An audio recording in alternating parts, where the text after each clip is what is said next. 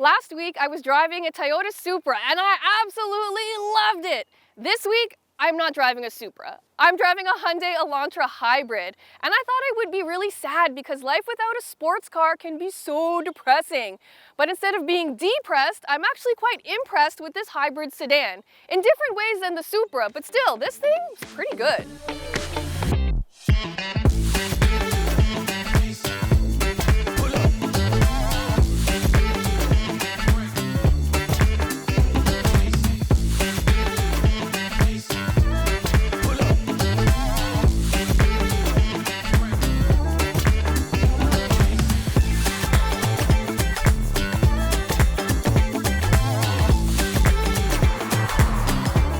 For more expert car reviews, don't forget to share our channel and subscribe so you can catch some of this and maybe even a little of that.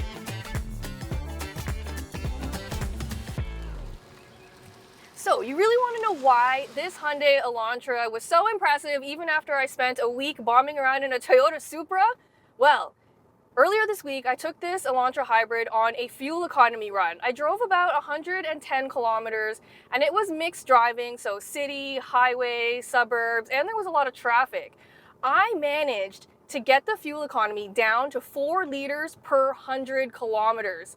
Without even trying. Like, that to me is so amazing. And that's truly the benefit of hybrids like this, is that they make it so easy for drivers to get incredible fuel economy. There's no plugging in, there's no range anxiety, there's no change to your lifestyle. There's really no compromises you need to make to get this hybrid version over the conventional gas-powered version.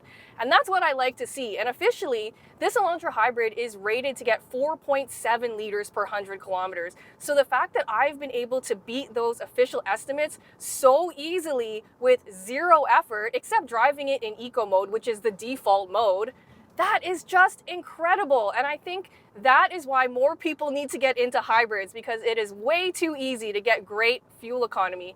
And the other thing that's great about it is that it doesn't even drive like crap. A lot of people think hybrids are really slow and boring. This one is pretty good. So it is powered by a 1.6 liter 4-cylinder engine. And interestingly, Hyundai has hooked up that engine to a 6-speed automatic dual clutch transmission. And that's a little unusual because hybrids usually use continuously variable automatic transmissions, or CVTs, because typically those are a lot more efficient. But Hyundai was going for a more conventional, maybe a sportier feel, so they used a sportier transmission to match. And I think they achieved that goal. And the best part is they didn't have to sacrifice efficiency to get there. Total system output is 139 horsepower and 195 pound-feet of torque. And that might not seem like a lot, but in practice, it's totally fine. You know, it's enough to be able to pass someone or get up to speed very, very comfortably. And this hybrid switches between gas power and electric power totally seamlessly and without any intervention needed from the driver. So again, making it super, super easy for you to get great fuel efficiency. And it works so smoothly that you can't even tell what mode it's in unless you're looking at the display when it tells you. So it flips into EV mode on its own in low power situations, like when you're parking or coasting, but even on the highway, it uses EV mode a lot. So I'm really, really impressed by how efficient this powertrain is. And all in, the whole thing is very smooth. You know, there's really no red flags in how this car drives. The steering is pretty good. The suspension is very comfortable. It doesn't feel sloppy in a corner. In general, I really like what's going on here, and I was kind of surprised by that. Now, if there are any downsides to the Elantra Hybrid, it's got to be this interior. So there is so much hard plastic used in here, and it's that really cheap, gross kind. And it really doesn't help that it's this kind of ugly beige color, because there is nothing that looks cheaper than beige plastic. It's giving like hospital appliances. It's just not really nice. Luckily, they have a all black interior, which is what I recommend getting, because the seats in here, they're already so dirty and they've got just stains from people's jeans all over them. And this car only has like 3,500 kilometers on the odometer. So I really don't recommend getting this white interior because A, it gets dirty so quickly and it looks so cheap. I do love this kind of fabric material here, and I think they should have used way more of that. I feel like if they used more of this trim, it would really elevate the cabin to where it needs to be a more competitive player in this field. But other than the cheap plastic, I think what's going on in here is very good. It is very user-friendly. This is maybe one of the most user-friendly vehicles I've experienced recently. There's a lot of hard buttons for the media controls and the climate controls, which is really nice. But also the touchscreen works very smoothly. It's fast. The menus are easy to navigate. Everything is easy to find. It's easy to do simple tasks like change a radio station. I also really love that it has a shortcut button, this little star over here, where you can customize it. So when I like to customize it to bring up Apple CarPlay, and it's really nice that it comes with Apple CarPlay and Android Auto, but it needs a wired connection.